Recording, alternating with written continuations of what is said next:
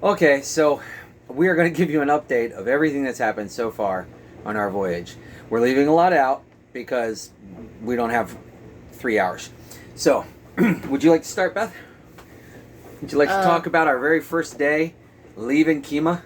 oh, very first day leaving Kima before we even we went to pump out first before we even left, and Dan cut open his knee pretty well, just leaving the dock. I thought that was a good sign. I was like, "Oh look, I cut myself. I bled some blood. We got it out of the way. All this, it's over. Great, that's easy. Right, this is gonna be awesome." No. No. So then we motored and sailed a little bit, Beth and I and Kyle, and we went down to Galveston, and we decided to stay at Offutt's Bayou, right? Mm-hmm. Because it's got a little windy while we were going, and the weather was a little windier than had been forecast. So we go to Offutt's Bayou and we say, "What's that sound?" When we get there and drop anchor, the sound was the automatic switch on our bilge pump had gotten flipped up and stuck up, and it had burned out our bilge pump. So, very first day, we lost our first bilge pump, the automatic bilge pump. We have a second bilge pump, no big deal, but it's manual. You got to turn a switch on to run it. It's electric, but you got to turn a switch on to run it. It doesn't run by itself, no float switch. Okay, no big deal. Get up the next day, time to go to Florida. The weather looks good, everything looks good, forecast looks good, wind forecast looks good, rain forecast looks good, wave forecast looks good, and we take off. And we actually struggled a little bit working on points of sail. We're all trying to figure out because we had a reefed main because our main's a little blown out, and we were having trouble sailing closer than 60 degrees off wind. And so with the wind the way it was blowing, we're like, this isn't really working for the way we want it to go, blah, blah, blah, blah, blah. Long story short, Beth's shift, we take off, we're going to Flower Gardens, which is a little park, right? Yeah. So would you like to very, very quickly explain what happened on the way to Flower Gardens?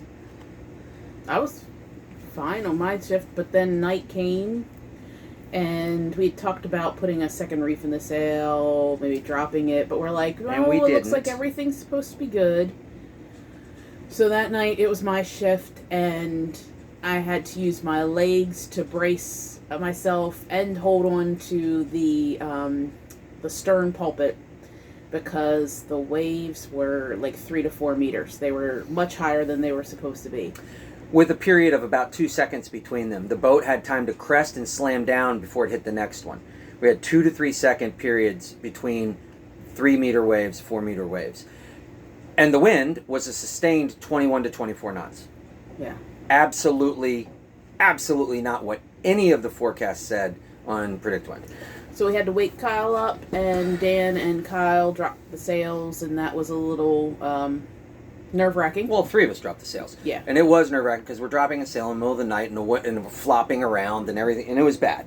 And it was annoying, and we broke a rule already that we don't do that stuff at night. We drop sails and stuff, and we get safe at night so that we don't have to do things like that at night. And so we broke that rule, and we were already in trouble.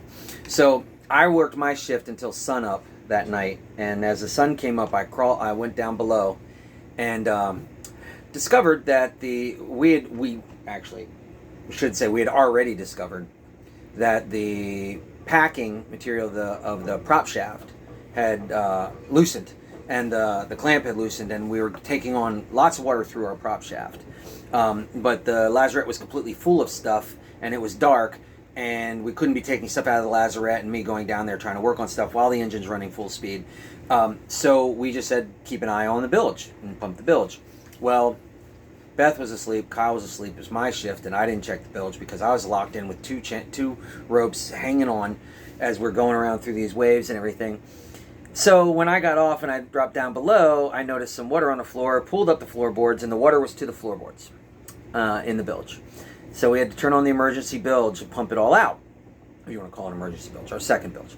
We pumped out all the water, it's not a problem, except that the water got into our water tank. And so all of our water that we were going to live on crossing the Gulf was contaminated with salt water. So we had to turn around and go back to Galveston. So now, after all that nightmare, we're all exhausted. We've all been beat up. The boat's been beat up. We got to turn around and go back to Galveston anyway. So we turned around and went back to Galveston. And then while we're in Galveston, just we put in a new bilge pump, put in a new bilge switch, cleaned the water tanks, did some other work, just trimmed up the boat. But with the delay, Kyle went home. So we didn't have a third crew member anymore, so we decided to take the Intracoastal to New Orleans and then sail open water, New Orleans to Florida, Florida to Maryland, so that Beth and I could have some time. Little snake bit from that trip, and we're like, let's just do the Intercoastal, and it'll be much slower, but it'll be fun, and we'll just go during the day, and we don't have to do anything at night, and we'll get our energy back and all that kind of stuff. So we sailed from Galveston to Sabine Pass Port Authority. Through the Gulf, but it's just a little offshore. It was a beautiful motor sail. It was not a sail, motor sail. Got to Sabine Pass Port Authority, and then we had a lot of wind. A lot of wind for several days. So we were stuck at Sabine Pass for like 3 days. Just weather window, not a problem. Did a little bit of fun work on the boat and stuff like that. Little issues cropping up that we're taking care of, and then we got our weather window and we took off. And we motored and did a little motor sailing in the GCWW or whatever we're supposed to call the Intracoastal, and we had a beautiful night, beautiful anchor.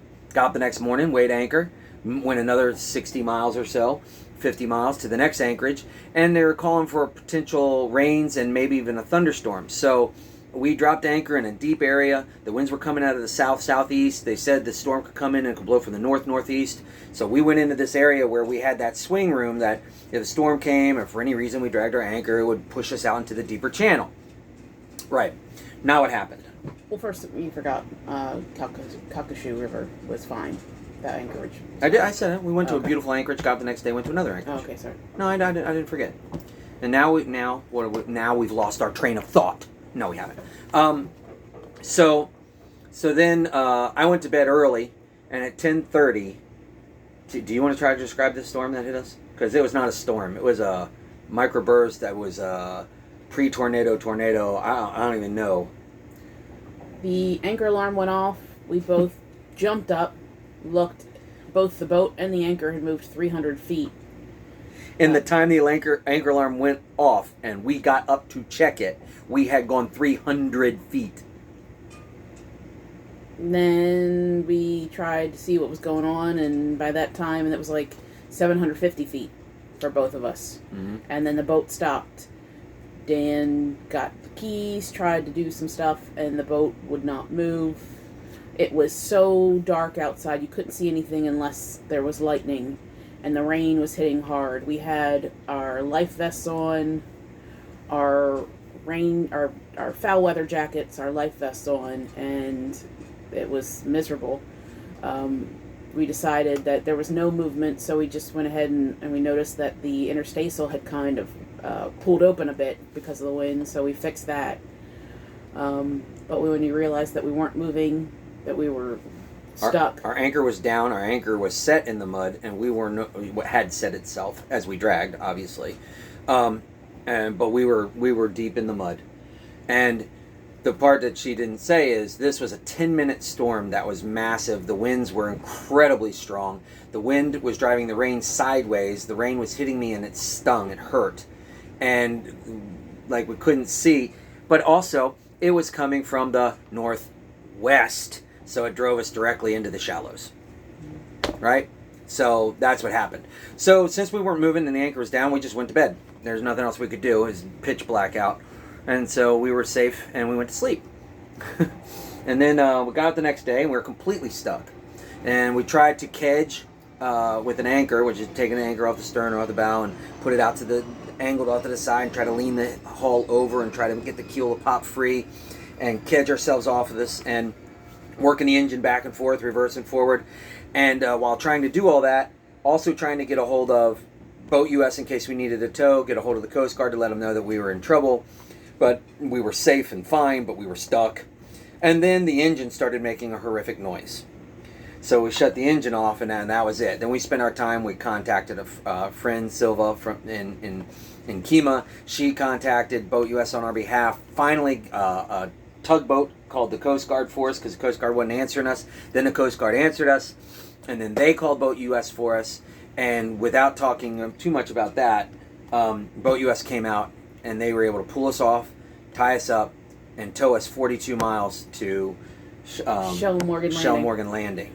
Yeah, they got there around 2, and we got to the dock just at dark. Just at dark. Those guys were flying. Yeah, they did a great job. They really did a great job. But I can't. Nice guys. Really nice guys. Did a great job getting us off the mud, getting us over to our anchor that we'd been kedging with, and getting it up, and then getting to Shell Morgan Landing. But when we got to Shell Morgan Landing, we filled up with diesel, and I was able to work on the diesel and fix it. It wasn't a serious problem. We thought we had blown a fuel injector, but we had not. So it wasn't a serious problem, and we were able to fix the engine, and we stayed there 2 nights, and then we filled up with fuel, and then we took off back on the ICW again, and actually, I mean, everything since then has been pretty darn nice. We went to Morgan City, which was absolutely gorgeous. We posted some pictures of that, and that was really nice. We had a wonderful meal there. And then the Morgan City Public Docks. Then we went to Homa, and the Homa municipal docks, and that was okay. There were a couple things there because that's a municipal dock down by a park. There was a guy. Beth had an incident that wasn't very cool, but some she was doing laundry at a laundromat. Some guy. Anyway, we won't go too far into that. But anyway, long story short, though, it was a very nice area as far as just weather, wind, beauty. Everything was really nice. The boat was fine, and we didn't really have any problems. Then we left Huma, and we went to was that Huma to 15-mile Anchorage? Mm-hmm. So we went to an Anchorage 15 miles out from the locks and everything that we needed to take to get to the Mississippi River. So we anchored there that night, but when we were anchoring there, that was a little tougher. Wide open space, two or three shoals. We actually ran aground and pulled off, and then found a deep spot and anchored. And then when the wind was moving us around strongly that night, we hit a very small shoal for a while, and then we pushed through it. And there were airboats overnight because there was an airboat headquarters right there, and they just kept zooming past us until they closed around 8. Right. But loud, the man, tugs and barges all along that part of the Gulf Intracoastal were crazy because the lock that we had to go to, the Algiers lock, originally we were going to go to Harvey Lock, but that's been closed because of repairs on the bridge. But So Algiers all Lock traffic. had 110 Yeah. tugs and boats and things in its queue. 51 on the river, 59 in the canal. waiting to go both ways And- in one lock. And what we're told is pleasure boats like ours, like us, have the lowest priority, which we get. Sure. We're not making anybody money. We're not costing anybody money. But they had a policy of trying to get us out of the way because pleasure boats tend to be a danger and hazard to navigation. So the night before we left, we sat down, we mapped out all the bridges and locks we had to go through because there were 2 locks. There are about 10 bridges, but 7 of those bridges have curfew hours where they don't open, and it's usually like 6 to 8:30, although some are 7 to 8:30. It just depends because they need to let traffic through. So we were looking at 4 hours of actual travel. Right, only But 22 miles. But with the delays and the time that the lock operator told us it could be an hour to 3 hours, while it was only 4 hours of travel, there was the potential for it to be a 12-hour day. Yeah, or even longer. you're stuck and you have to anchor somewhere 6 miles from the anchorage because it's nighttime now and you can't get through because they're shutting down one of the bridges that won't open at night. But fortune was on our side. Yeah, we were lucky in that way. Well, that's finally one of those things where preparation meets opportunity, right? We got up early at mile 15 and took off early, and when we got to the Algiers Lock, which was not the first thing we had to navigate, but when we got to the Algiers Lock, they only made us wait while a boat came through, and after that barge came through, there are 2 small boats, us and another one, and he just made us both go in, and we went. So our wait was like 40 minutes, not 3 hours. And that put us way ahead of schedule, which was awesome. We got to then go into the Mississippi River, but it got rainy and foggy. It was like one of those things like, oh good, we're in the Mississippi River, going upriver, against the We went current, faster in the rain and the than fog. we prepped for because we Yes. were worried that we were going to go like a knot. I know because of the rain, but we actually went 3.5 knots the whole way. of the Mississippi.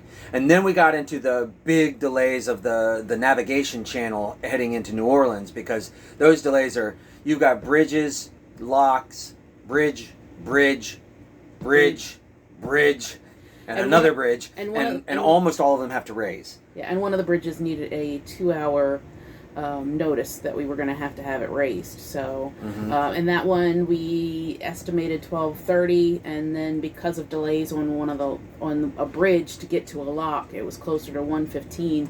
But we called them, told them we were running late, and then they were also paying attention to the radio, because when we made it through the Florida Avenue Bridge, they called the Danziger Bridge called out to us and said, "Hey, we see that you're at the Florida Bridge. We will open it once you get through that bridge." And he did, and that was really nice. As we got there, it got opened up. We went through, and then we were at our marina.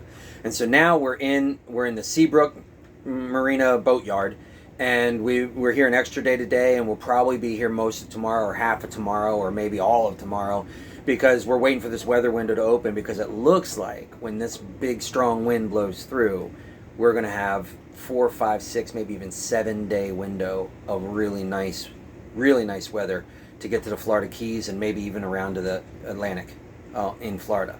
So that's what we're hoping. But here we are sitting in our boat in New Orleans at the Seabrook Marina. We've been out. We've had our po' boys. We've had our beignets and our chicory coffee. And now we're sitting here in 20-mile-an-hour winds, just waiting for that to stop so we can get going. That's our update. Everything's great. We're loving life. It's been an adventure. I'll talk to you all later. Bye.